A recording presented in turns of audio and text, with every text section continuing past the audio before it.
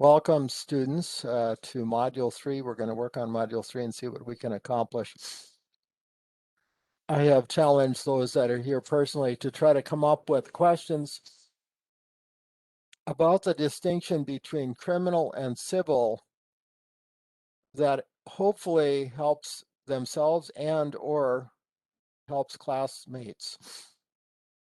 Oh, I'm going to have to pause and go get some water. Just a sec. Water. Okay, I'm back. Let's talk a little bit about torts, and let's talk a little bit about what to do, what not to do.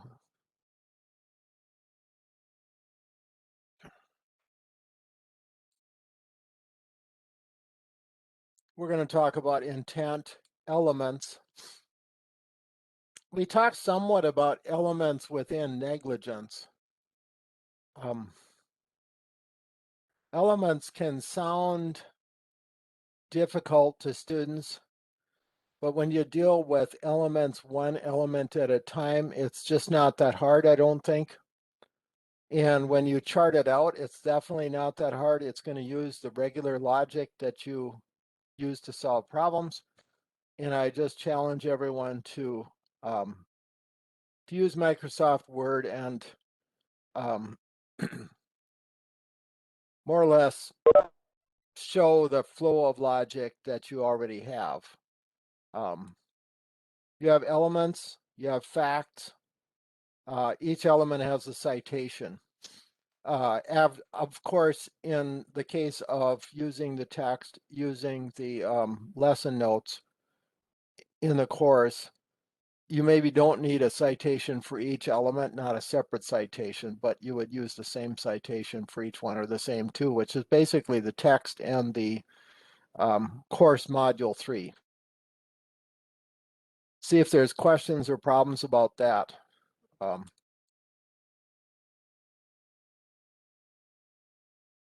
I do recommend working on elements both from the point of view of just having a table of elements in a Microsoft Word document, and for that more contestable elements, the ones that look like they are going to be part of a contest, either in the fictional world or in the working world, do IRAC for the difficult one. Let's say that the causation, physical cause, is going to be the problem in a tort action. That's probably what you would do IRAC on: issue, role, application, conclusion. To me, that's the biggie.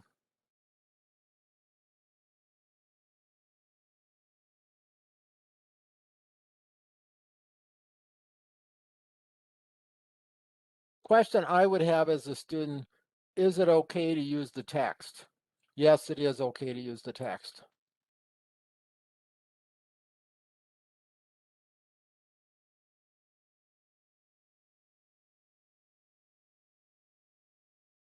Questions, problems with using the text. Imagine that you have a classmate that's having difficulty with the text. What would you tell that classmate?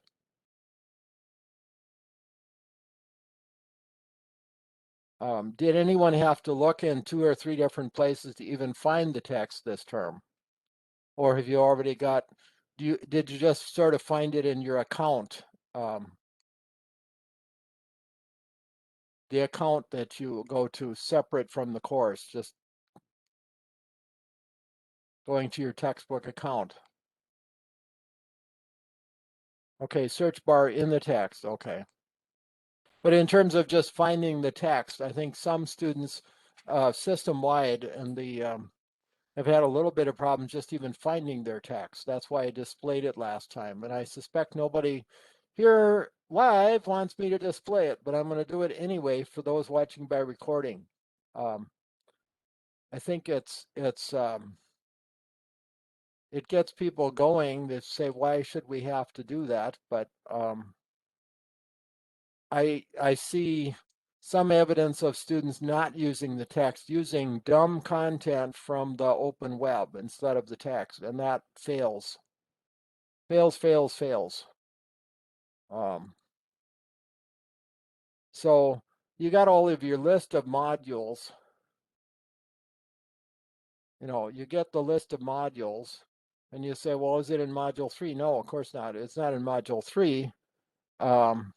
It's under course materials. Now, why isn't it up here in books and tools? Don't know, other than that they just chose not to do that. That's just something that the company that creates Blackboard did, really. Rasmussen would have liked to be in books and tools. It's just not. So you go down here and you go to course materials, and there it is. And then you go to the Torts text. Can you see the Torts text from where I am now? Okay. And one of the obvious things is to just, go right to chapter 7. But one of the other things that was mentioned is to just do that search up on top. If you guys can see it on the upper left of my screen.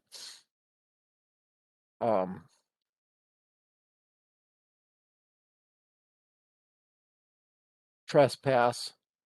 And you say, well, trespass to chattels, Mr. Olson was not 100% right on that, since his state doesn't have trespass to chattels.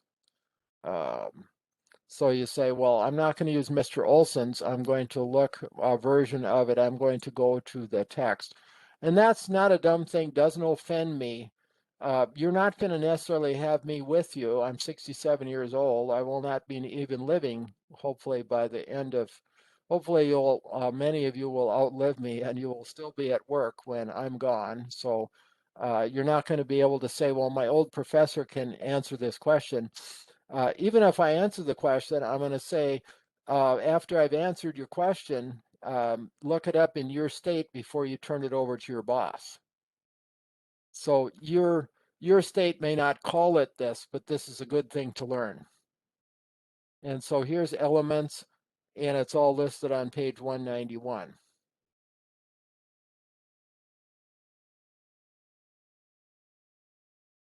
It's odd because it doesn't involve promissory note or account receivable. If you note that somebody has stolen an account receivable, that is a piece of paper. You say, well, that's a concrete piece of paper. True, but its value is abstract. So if they take this without permission, it's technically not called this, but it's a similar tort. It's not exactly the same thing as trespass of chattels then. But your state may call it something a little different. Chattels is an old-fashioned word. Basically depriving a person of their rights to personal goods may have a different title in your state. May be called conversion, for instance, but your state may have specific rules about when it's conversion and so on. Same thing with nuisance is very similar nationwide, but it may have slight technical differences on when it's nuisance and when it's trespass, things like that. Some things could be both trespass to land and nuisance, for instance.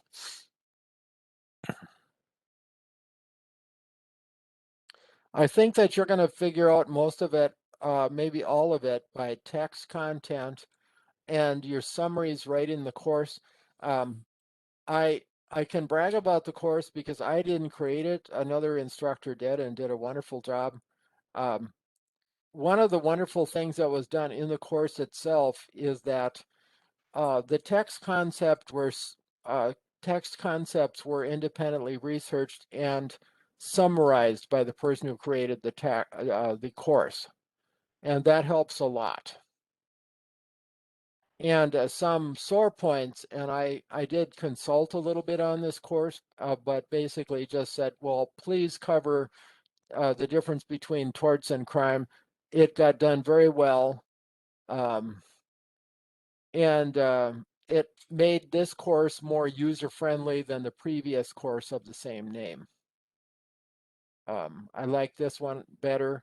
It's an upgrade because some things that were not as clear, like certain defenses, the intentional torts and crimes, and then the little summaries that they give you. It gives you an overview before you have to go over every detail in the textbook. Well, let's take a little look at the course itself. So if you go there, you say, well, Mr. Olson spent a lot of time explaining the difference between intentional torts and crime. Maybe I won't have to spend that much time. But what I found and what the other instructor who created the course found that should be explained is very similar, but neither of us copied the other. We just both came up with the same problem with clients. Clients don't seem to know the difference between torts and crime. They go to a private attorney and they ask for help. They say, can you put so-and-so in jail? No, I can't. Well, what use are you? Well, what did the police say? Well, the police said just sue about it. We're not doing anything. Well, why wouldn't they do anything? Well, they thought that maybe it happened, but they didn't see it, and maybe that can't be proved beyond a reasonable doubt. Well, then why would I sue on it if it can't be proven beyond a reasonable doubt? So clients ask those questions.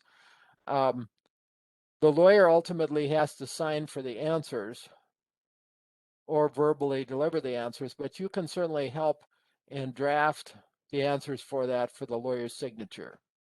And you can help make the answers user-friendly so the client understands them better. Same thing with defense. The person says, well, it was self-defense even though I started it. Let's talk about that, okay? It might not be self-defense in your state if the client started it. If the client starts a fight and then has to later on, as the fight escalates, has to defend himself or herself, the client may not have a very easy pathway to finding self-defense in your state. But you need to know the basic elements of self-defense first, and then, of course, then you're more equipped to do deep research in your home state. Questions or problems with what I'm talking about, the common defenses?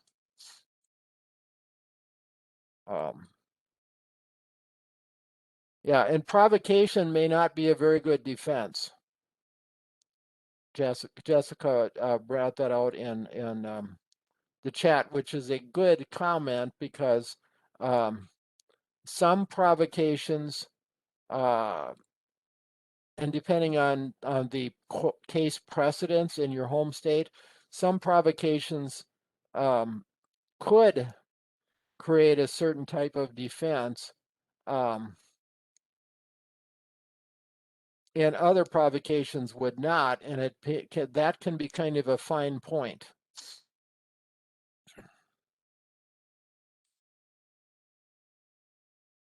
Transferred intent. Here it is Monday, and I realize I've got students that understand a lot here, but that one is odd, and I'm going to explain it unless everybody says don't need to know it. Brittany, Jessica, Katrina, Paige, Rachel, transferred intent. Does that seem odd? I think it should get explained anyways, just because the whole class isn't here. So anybody watching it on recording. Yep. Yeah, and it's an oddity because you think that the intent of let's say Roger decides that he didn't like the way I practiced law.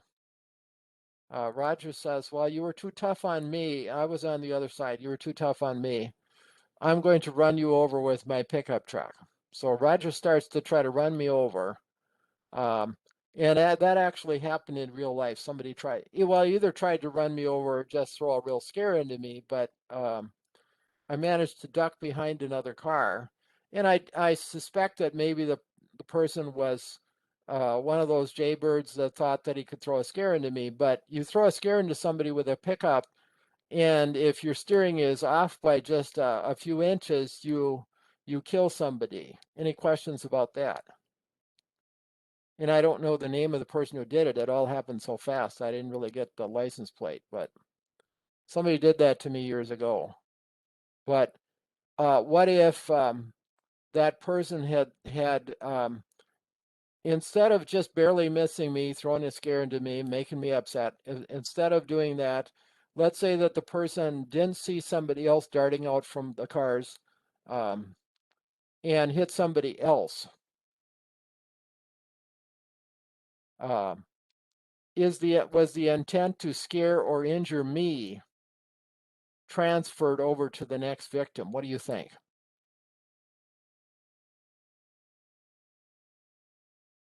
Yeah, Katrina is correct. He is still liable via transferred intent. Now, that is beside the point of the proof problems. Now, had I identified the person, would I have sued? No, I still would not have sued. I probably would not have sued even if I'd have got the license plate number, because of being an attorney and knowing that unless I could positively identify who was driving, as opposed to just what vehicle was used, you know that somebody could walk away from it and say, well, it was my mentally ill brother-in-law driving, it wasn't me. And I didn't give him permission to use the car, but he's out of state now. You could try suing him, but you won't get anything. Do you see where I'm coming from? That's a whole different thing than what we're doing today, which is learning elements. We don't really know at the beginning of a case who is going to win on the facts.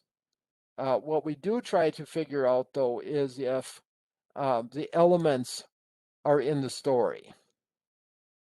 Do you see the difference?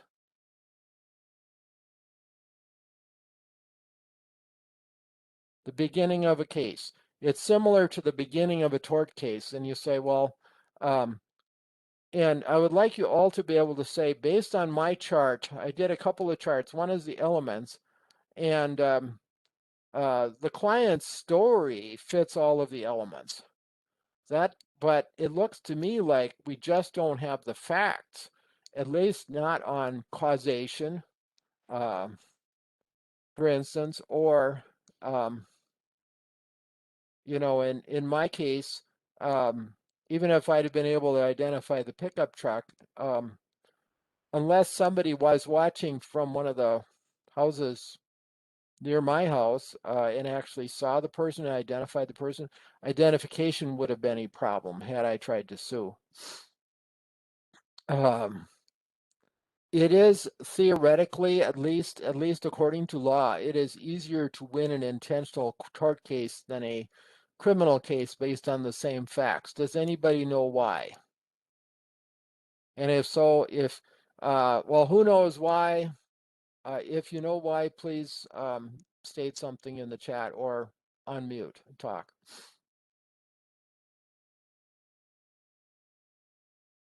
Okay, Katrina has an answer. Who else has an answer? Who would like to talk?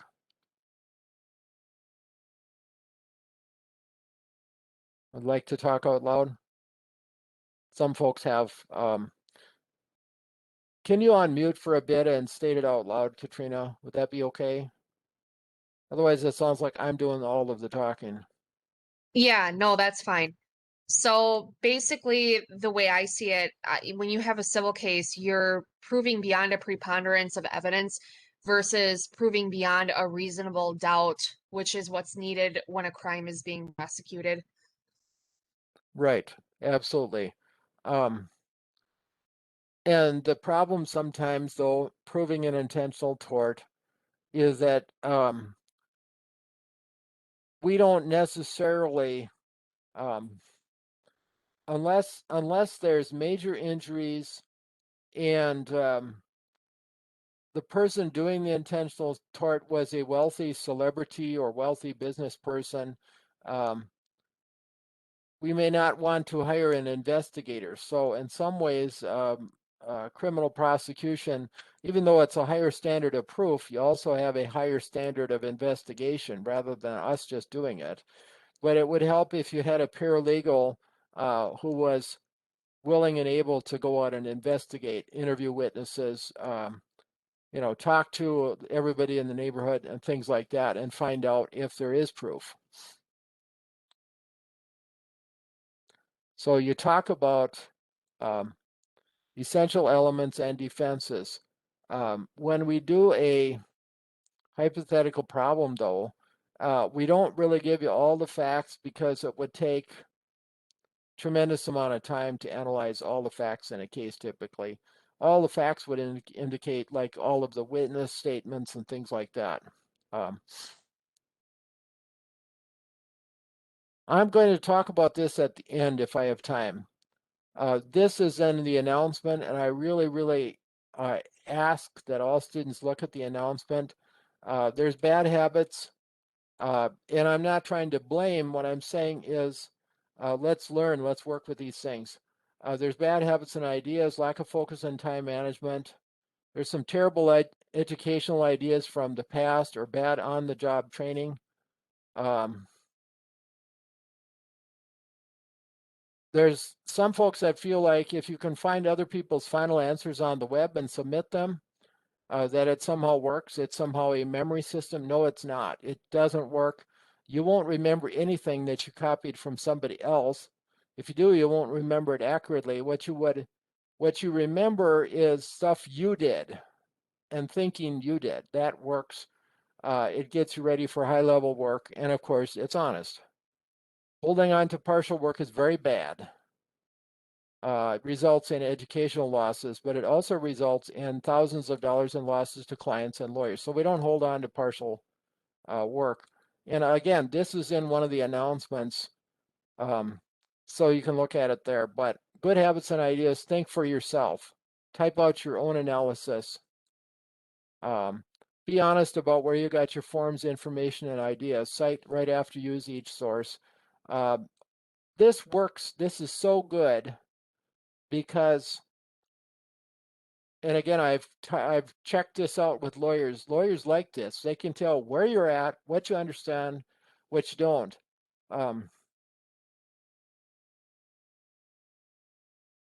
Set aside for, and this is true both in the working world and in education, have some small blocks of uninterrupted focus time. One of the best things, one of the newer law firms that has, where they have employees, quite small law firm, they have a formal Monday, or excuse me, a formal morning meeting every morning.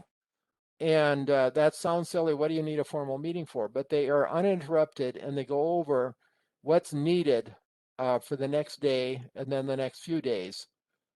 And they set priorities and they have some focus time. Prevents mistakes, especially timing mistakes, and then fully ready or not, turn it in as you should in a law firm. Become a great time manager and you are invaluable. And I did talk about that because I attended legal education on Friday and they talked about time management problems lawyers had, and lawyers had tips for other lawyers and they needed them.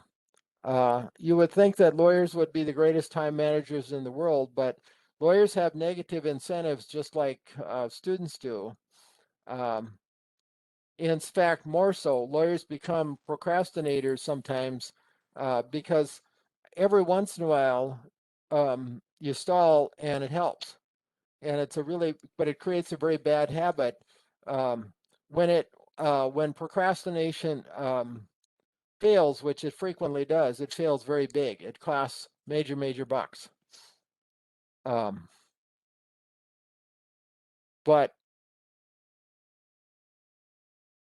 some of the wrongs committed are purposeful harm, not carelessness. So that's why I announced about intentional torts. That's what we're working on.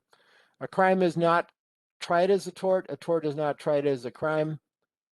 Different attorneys would pursue each matter.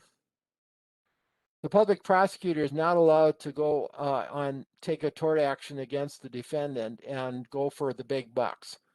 They are allowed, after a case has been won, they are allowed to ask for out-of-pocket restitution, which is some money that has to be paid to a defendant, often through the court system. The court clerk or administrator gets the money and then distributes it to the victim, but it's not going to include all of the types of damages that you would get in a tort action. It's not the same. You have two different judges, two different lawyers to pursue two complete different types of matters in court. And this is what Katrina brought out. Preponderance of evidence is much easier than beyond a reasonable doubt. Many times there are some reasonable doubts, but the plaintiff has somewhat more proof than the defendant, and then the plaintiff wins. Preponderance just means that the whichever side has more evidence wins. More evidence of what? More evidence of the in the plaintiff's side, more evidence that each element has been proven. The defense does have a kind of a hidden advantage in that if any of the elements are not proven, then the defense wins. A criminal trial does not require a cash outlay by an attorney or by an injured client. A prosecutor office does not have to pay a filing fee. They don't have to pay a series of investigators or so on. Many victims choose not to sue because, frankly, a lot of people who commit intentional torts, especially violent torts, are people who don't have a steady source of income, at least not an above ground source of income where you can garnish wages. They say, what wages? I got some cash for, for knocking somebody flat or whatever. Well, that cash is gone, Any questions about that? Why many tort victims of intentional torts don't bother to sue?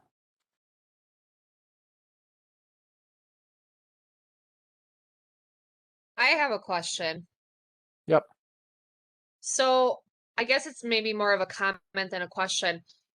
Do you think that perhaps some people have a difficult time coming up with, say, a retainer fee or paying an hourly fee for an attorney and pursuing a case versus being worried about not being able to recover damages from a person that can't pay? Well, that certainly happens too. Both those things happen. If there's a ready way to recover, though, you may be able to talk, not you personally, but a plaintiff can talk an attorney into handling it on contingency, just the same as a negligence case. If there's a good payment opportunity. For instance, I go to a concert and I'm just standing in line for tickets, and the security guard thinks I'm the other guy, thinks I'm the guy who disrupted at the last concert, so gives me a push into traffic, and then I get hit by a pickup truck. How's that? And since he's employed by a wealthy celebrity, I could probably not have too much trouble finding a personal injury lawyer to sue for me. Am I right? And I wouldn't have to pay I wouldn't have to pay anything really. They would cover everything because they know they're going to get probably 1/4 or 1/3 of the recovery. So yeah, that could happen, but it's very difficult to get an attorney to take a contingency fee on a case and not charge hourly fee if the person does not have wealth or income that can be seized by the sheriff after a successful verdict. Okay.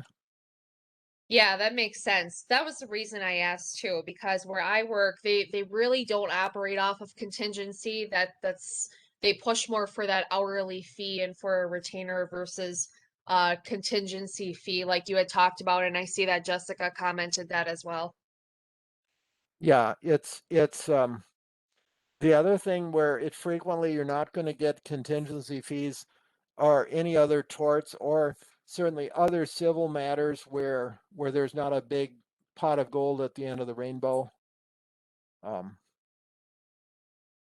You know, just trying to let's say that we did a bad faith case against an insurance company. Well, that's maybe a bad example because bad faith you can collect. Let's say we did a bad faith case against an insurance company that just refused to pay, but mostly, more likely, we're not going to get any big damages and attorney's fees for bad faith. We're just going to make them pay. Well, once they pay, most of the money, all of the money basically has to go on the medical bills or other bills of the plaintiff. There'd be nothing really for the attorney. So the attorney has to charge some hourly fees. Yeah, it's just, but there are certainly other cases. There are tort cases though where the tort case is also a civil rights claim. And in that case, the other side may have to pay attorney's fees over and above the damage award. But of course, then you're normally suing like a unit of government or a big corporation or something. So there's a way to get paid. Here's the intent. And so you have to fill that in live classroom.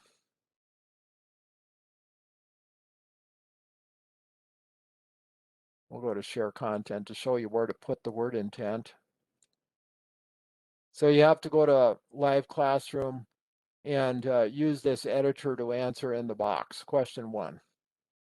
It's not really a question. It's just that you type the word intent in there and then submit it.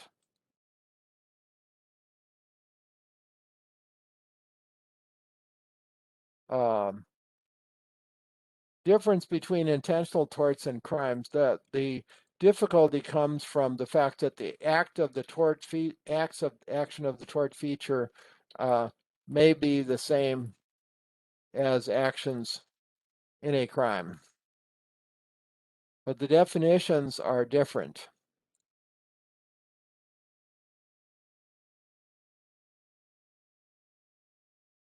It's a civil case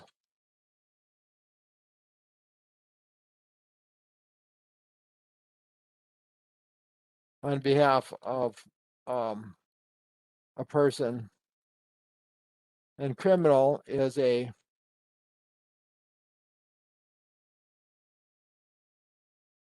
by the state or the US, okay?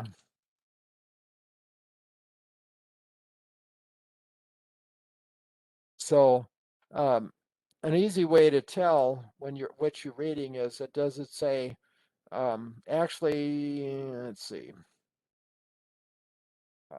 Well, you don't necessarily know. I guess the state could be suing somebody. So you'd still say state of Minnesota versus somebody, but typically most cases where it says the state of Minnesota or the state of Ohio or the state of Kentucky versus someone, most of those are criminal cases. and you can quickly skim down and verify that it is. And almost all torts are either a individual person, human being, or a corporation against someone. And you can quickly skim down and see that they are seeking money damages. And then you know the difference. You know that it's a tort action or a criminal action. In some cases, a lawsuit may include both tort actions and contract actions. That could happen.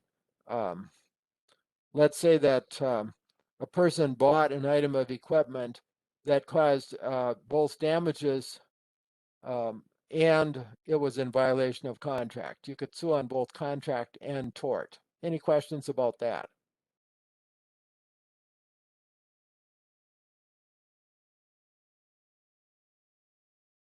It does happen.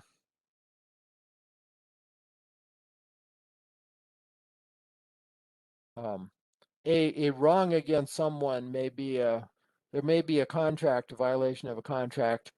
And some of these cases you talk about an intentional tort, trespass, for instance.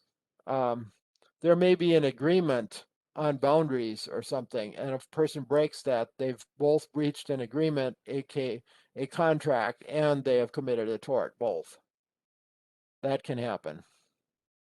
The conduct is not different necessarily. It's the difference in the type of legal action and the consequences. Yeah, Jessica Dooley says if you read your state's court file numbers, the system that they've come up with, you can quickly figure that out. That's true. They have coded them, and that would be a good thing to look up in your state's court system. If you look up, start with your state's highest court and use some of the helps in judicial system or court system in your state on the web. Very good, yeah. Normal civil is CV, which is part of the file number, FA family, CR criminal in Minnesota, and they may have similar in other states. Other states too, at the top of the case, it may state it out in so many words, criminal action, or it may say probate or something like that. Anyway, I don't agree with necessarily looking at state statutes. You're frequently not going to find it in state statutes. I would start with the lessons and the text.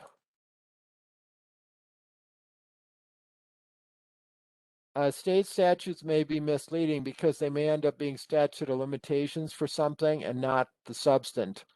Why? Why don't states have a complete set of tort statute?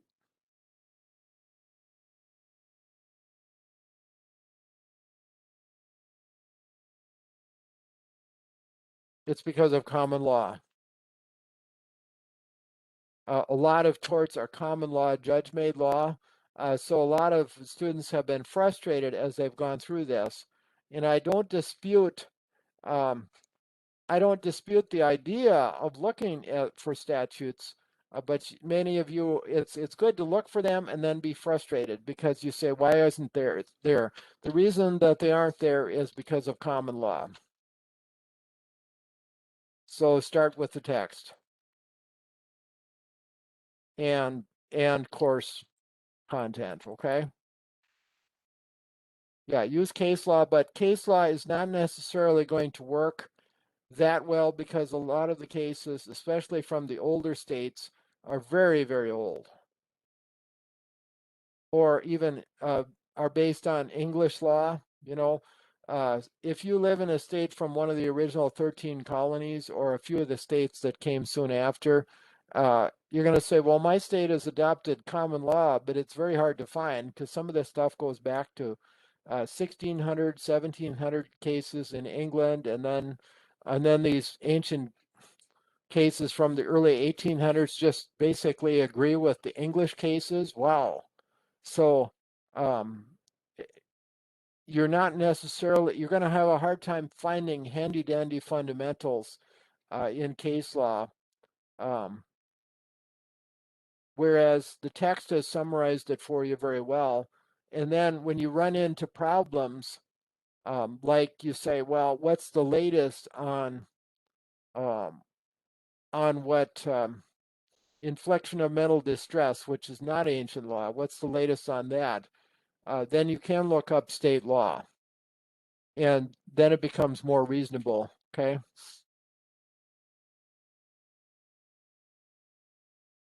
And Wisconsin has similar settings with knowing which cases are in which type of court.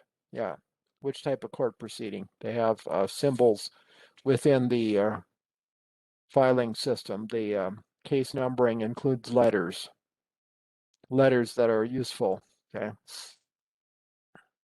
But something like trespass to land and things like that, very ancient law, in many cases.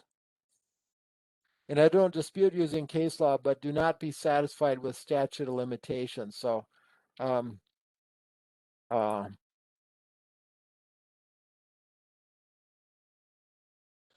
statute of limitation basically just gives you a 3, 4, 5, 6 year or other deadline to sue.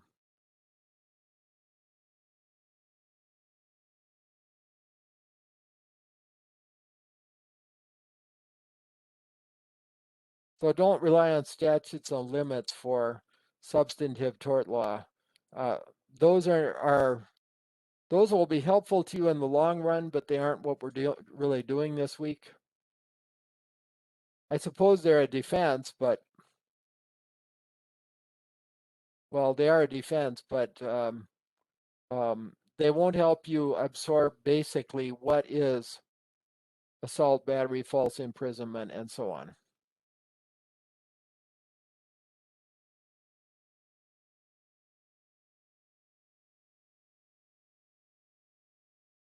I still don't agree with this. I would not really look that much on state statutes. That's just a repeat from what it says in the assignment. I really, like I say, I love this course, but that part of the course, maybe I should ask for a change. I don't know.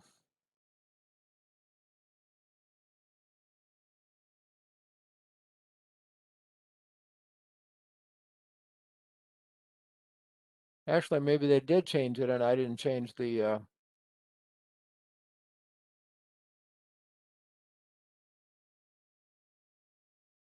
using the text and cases from your state. Okay, yeah, they did change it. I did ask for that a couple quarters ago when they fixed it. So let's look at that. That actually, yeah, there are elements, they may not be in state statutes, common law only.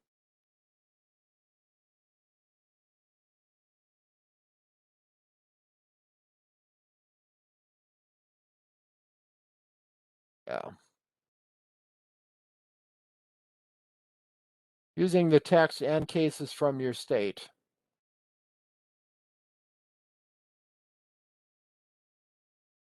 Another question I would have if I were you is I would want to know if you are allowed to use tables. And yes, you are. You are encouraged to use tables because tables do two things. They help you see if you used authority and cleared up which authority you used. Did you use a case? Did you use part of the text, page in the text?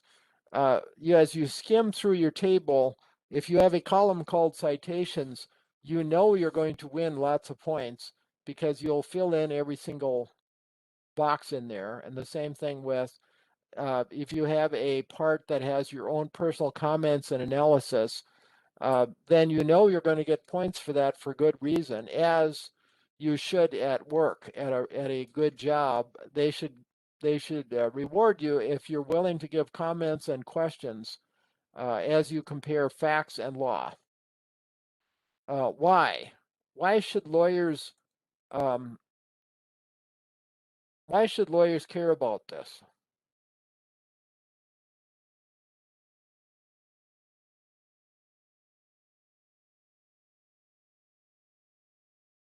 Because the judge cares, that's a good one. And another one is, we are short of facts, but on which? On which elements?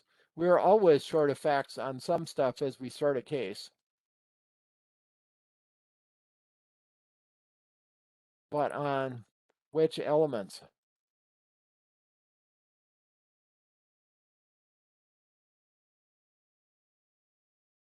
What parts are unclear to my paralegal? If it's unclear to your paralegal, it's going to be unclear to a judge and jury too. Okay.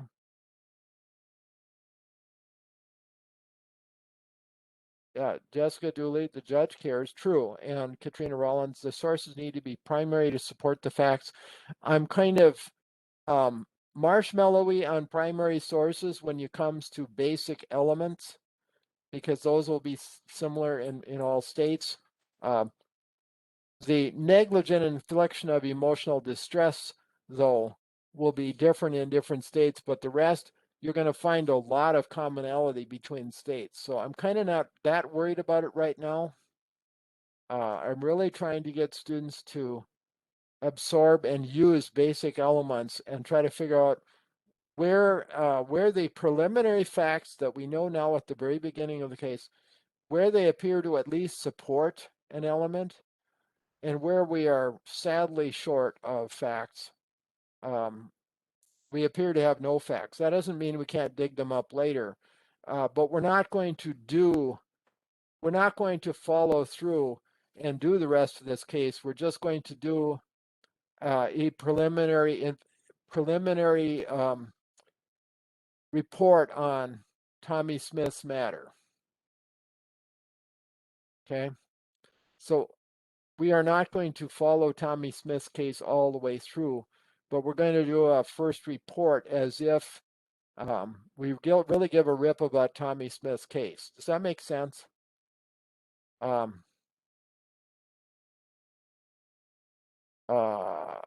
Tommy Smith maybe should have been afraid to get involved, and I understand that. Mr. and Mrs. Larson were fighting in the front yard. And if he was my kid, I would be wondering why he didn't run home and make a cell phone call. But Tommy is quite a hero. Mr. Larson had a gun. Mrs. Larson had a knife. And Mr. Larson didn't want Tommy to trespass on his lawn, but he stepped onto the lawn. And then, of course, he got held against his will. So as you go through your list of torts, you'll find several possible torts. You have only one side right now. You have Tommy's. We don't care about knowing everything, though. We want to chart it out or essay it out so that you could report on what we know so far. If Tommy is telling the truth and we come up with enough proof, what torts are there? What possible defenses are there? So is this case about perfect final decisions? No, this case is about analysis of these torts in here and possible defenses, consent, self-defense, or defense of others. Now, if you think something is ridiculous, instead of skipping it, go ahead and put it into your charter essay memo and then say why it is ridiculous based on the facts we know now. That way, yes, you're being a little bit extra thorough, but you are not having to invent all kinds of other facts. You can state that, well, based on what Tommy told us, this defense or this tort is ridiculously off base, but I'm still including it in case other facts come to light. Questions, problems? I know it'll be a problem for some students later on as they go through this, so be prepared to send me a course message or text on it if that's okay. But I will certainly work on this further. This is more defenses than we're using in that. Um,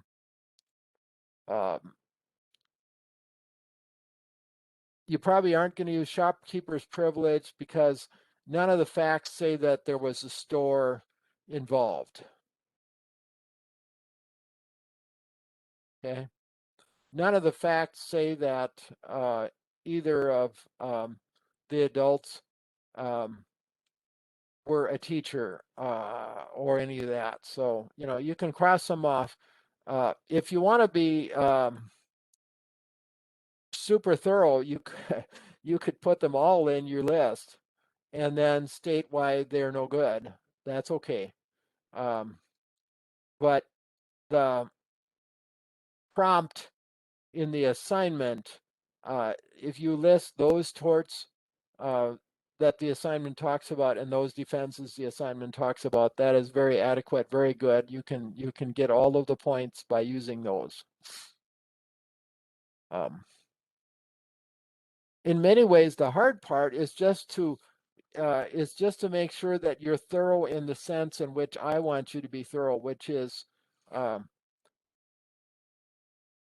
have you listed things like, let's back up a little bit.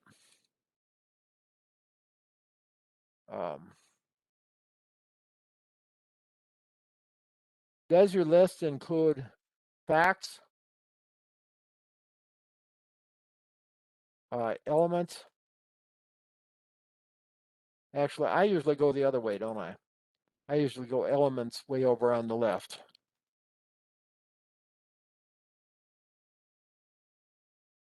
But does your list that you're working from that is in your chart or memorandum, does it include elements? Does it include a site for elements? Does it include facts that relate to each element? And does it include personal comments and questions?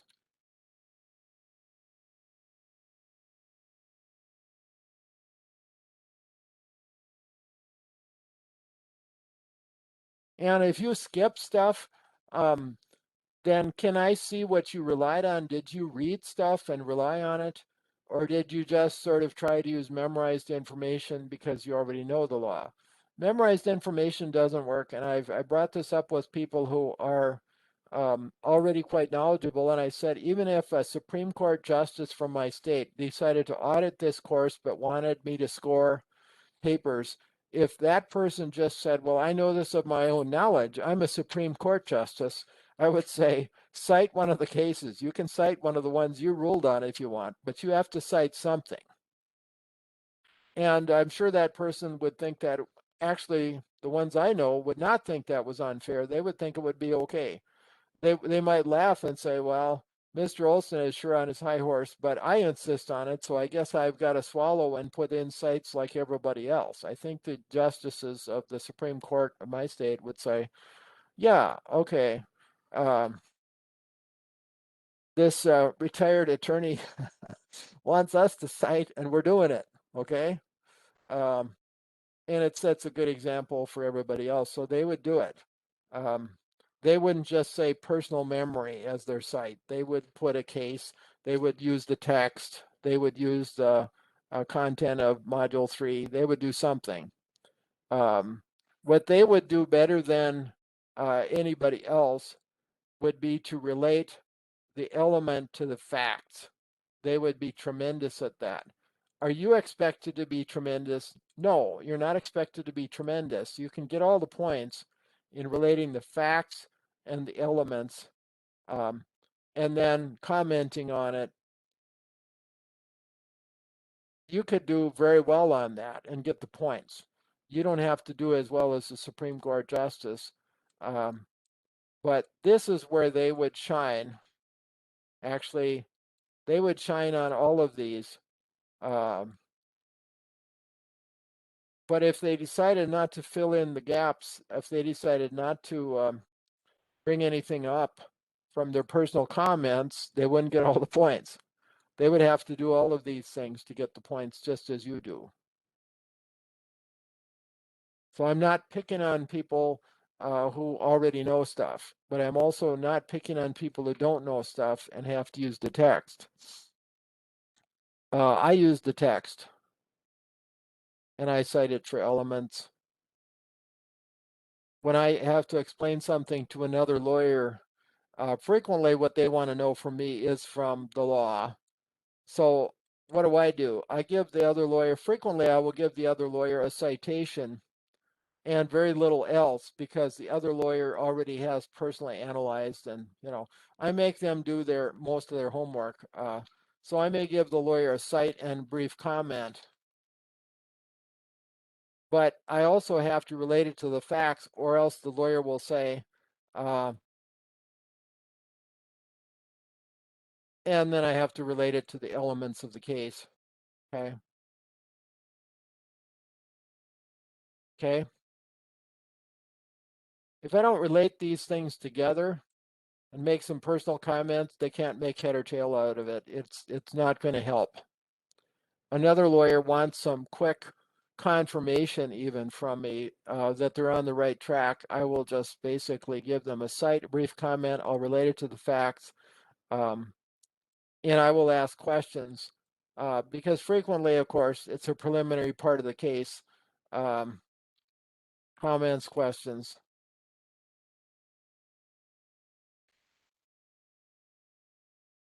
It's not too much different from what I do when I'm just researching something briefly for a friend that's a lawyer. What I'm asking you to do is not much different than what I do, and therefore, and it does work.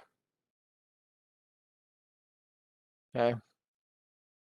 So as you go through these, if you have problems relating these to real life law decisions, let me know. What am I good at? It's relate the background or examples of how these are used. Okay. I used the privilege of arrest as a young grown-up. I was 21 and I made a citizen's arrest. I made another citizen's arrest. Technically, I made a brief juvenile stop and detention in a parking lot. A kid throwing firecrackers on cars, and I caught them at it, and I asked them to go see me at the manager's office in the motel, and then I decided to let them go because I was standing on the running board of a pickup truck, and all they had to do was put it into gear and drive off. There was nothing I could really do about it. So I had not effectively made a citizen's arrest. So I decided to let them go. They said, "Well, please don't bring us to the manager." And I said, "Well, I'll let you go, but don't come back." Because they were going to damage the finish on cars. You can't just throw firecrackers on cars. Would you like to have a firecracker blow up on your car? What do you think?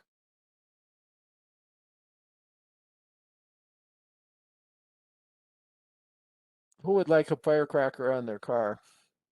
Throw on the hood of your car.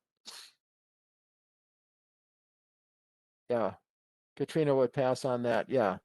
Yeah, and it didn't do a lot of visible harm, but it could take off the finish. So I felt like, and we were at the end of a long vacation.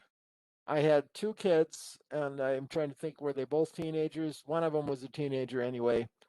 And I was kind of exhausted, but needed to be by myself a little bit. So I went out into our van, and I was just sitting in the parking lot, cooling down, whatever. And I guess we had it was the last night, whatever, and we had not bothered to go to the laundromat because we were going to be home the next day. So I looked kind of like something the dog dragged in. And so when I made the juvenile stop and detention, I think they expected, they thought maybe I was some scary character or something, but they acted, even though they had the pickup and I was just standing on the running board, they acted like they were terrified. And I thought, well, that's ridiculous. I'm a mild-mannered, easygoing fellow, you know, but they were scared. But then I think I realized there's nothing I can do. Another time I made a citizen's arrest of an adult when I was only 21. So, but yeah, it's difficult. Uh, if you want to, if you want to be safe yourself and not get into legal trouble, don't do either thing I did. Don't make citizens arrests and don't detain people. Just use the cell phone. But at neither time would I have had a cell phone. There were no cell phones. Okay, just call it in. I would not rely on your qualified immunity. I would just call law enforcement and let them handle it. In today's world, I would probably have a cell phone and I would just call it in and I would take a snapshot of whatever they're doing and I would get to safety. I would not, you know, I would not make a citizen's arrest or a stop in detention.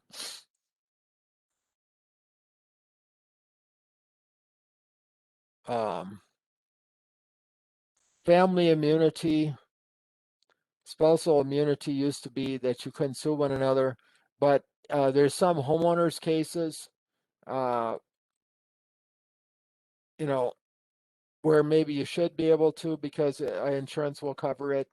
Of course, there's questions on that too. Yeah, Katrina says in today's society, you could suffer some harmful effects, if not fatality. Yeah. Take a look at the discussion, respond to, you don't actually, you only have to respond to one or more classmates.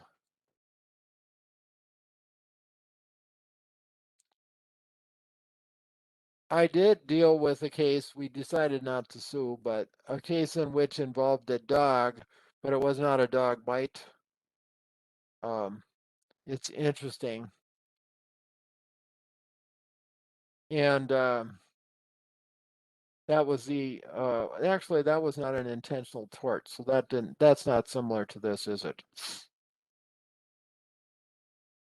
That was more of a negligence, I suppose. Let's take a look at the discussion. Dog bite. Okay, well, this is still a dog bite, but is this possibly getting into an intentional tort? Possibly does.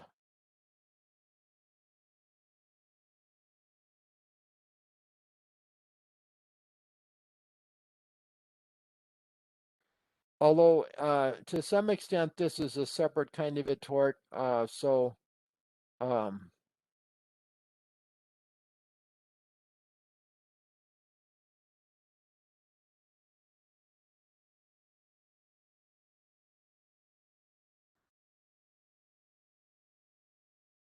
anyway, you check on it, see what you can come up with.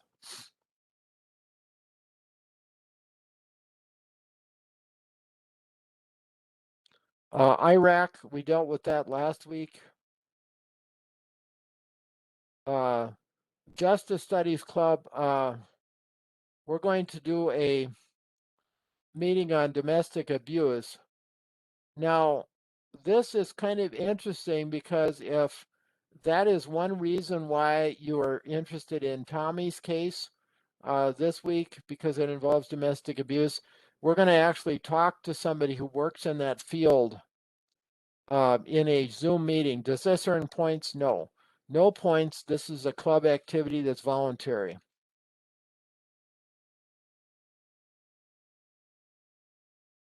If you choose to join the club, basically you can do as little or as much with it as you want.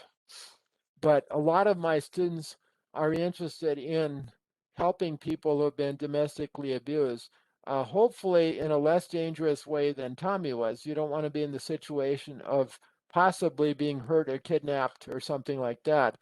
But would you like to know more about how to help someone as a helpful listener? What to say, what not to say? What do agencies, if you have to refer a friend, relative, or somebody you meet to an agency, what might an agency do for this person?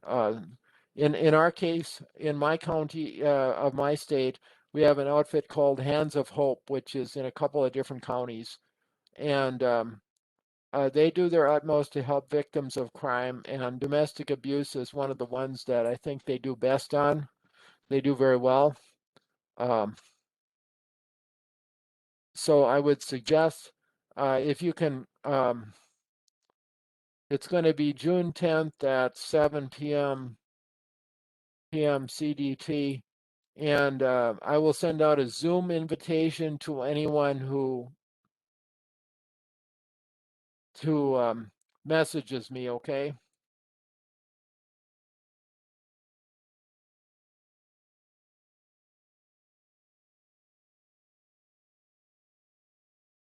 Use course messaging. Is that okay?